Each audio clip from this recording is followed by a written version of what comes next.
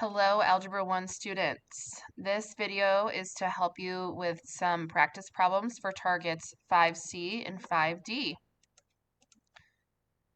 Here are the suggested practice problems. I would recommend pausing the video here, working through the problems that you see fit for whatever learning target you need, and then resuming the video as I will be going through each question and each answer.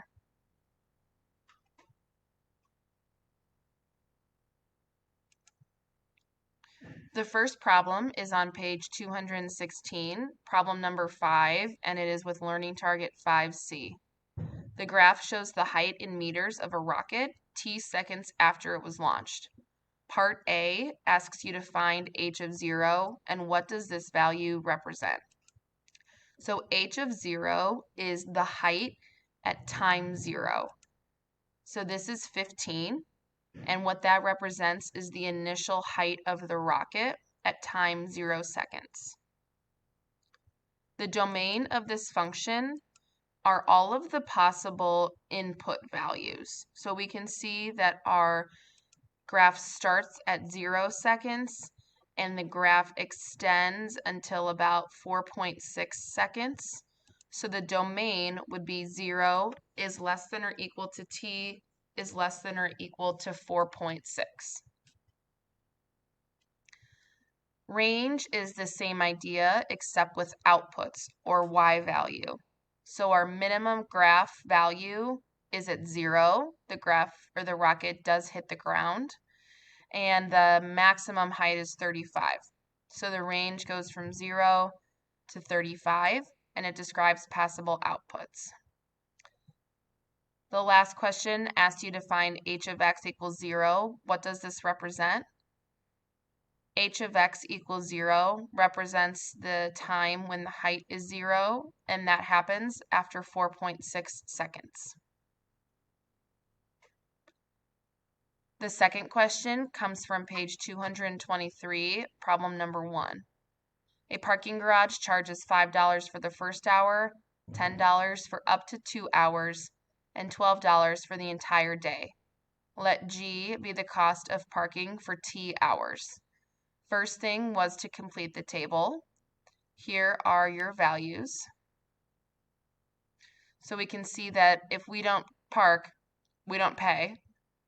For the first hour, we pay $5. Up to 2 hours, we pay $10.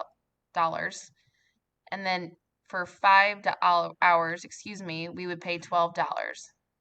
Our graph will look like this. This is a piecewise function, and we can see that there are little steps. So depending on your time, you would pay a different amount. G is a function of t because there is only one output for every input, but t is not a function of G because if you pay $12, there are multiple times that you could have been parked. The next question comes from page 243, and it is question number 4. Here's the graph of a function. Select the equation for the function represented by the graph. So we can see that this absolute value graph has moved down 5 spots. So to show this, we have to have a -5 on the outside of our absolute value bars. And the correct choice here is A. Option B shows that the graph moved up 5 units. Option C is that the graph moved to the right 5 units. And option D is that the graph moved to the left 5 units.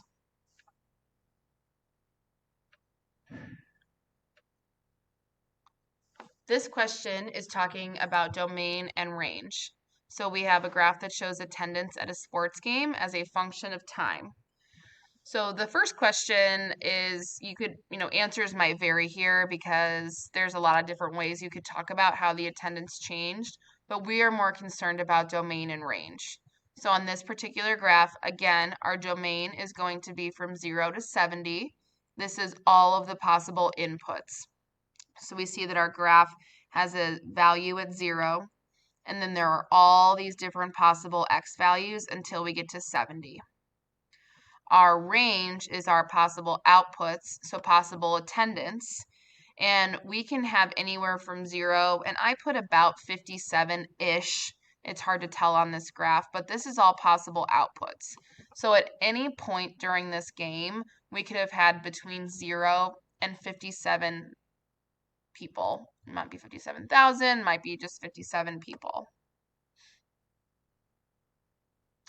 We're now getting into the questions for our learning target 5D, which is all about inverse functions. So on page 247, question number 3 is asking you to find the inverse for each function. So for each of these functions, you're just going to be finding or solving for the other letter. So like in A, it says C is equal to W minus or plus 3. So now we want to solve for W, and W is equal to C minus 3. So that is how we would solve. For B, we're going to solve for X. So X is equal to Y plus 2. We would add 2 on each side. Again, for C, we're solving for X. We would divide both sides by 5. So X is equal to Y divided by 5. And then for question D, we are solving for D. And D is equal to W times 7, or you could have said 7W.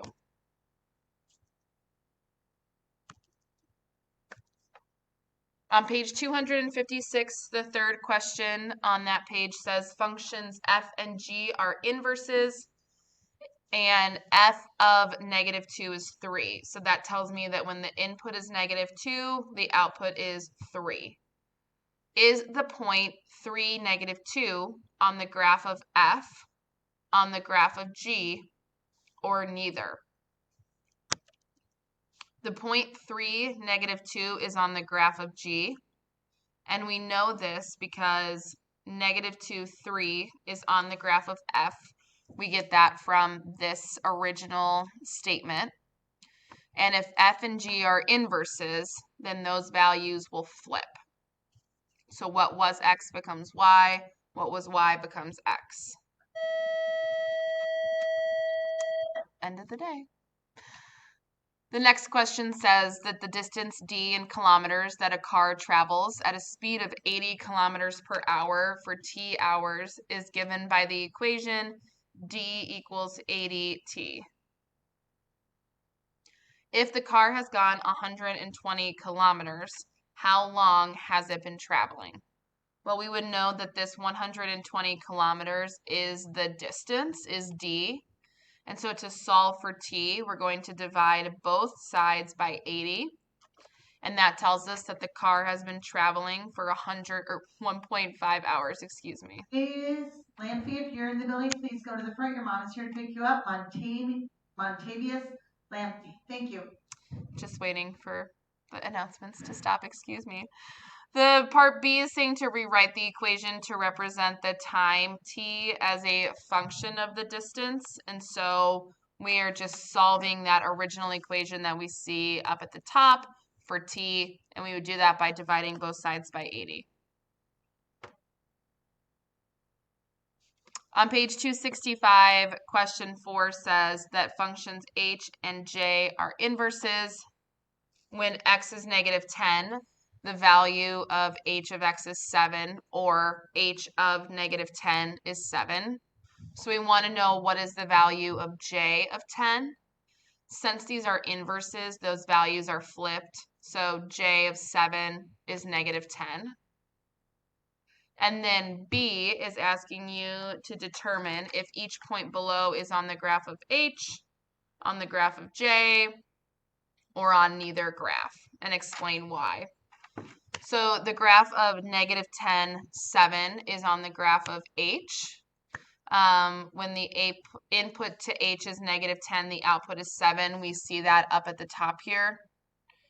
And then little number 2, the point 7, -10 is on j, and we showed that up at the top. When the input to j is 7, the output is -10. So that's the end of our practice.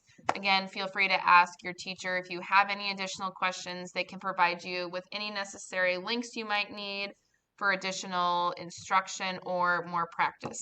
Have a wonderful day.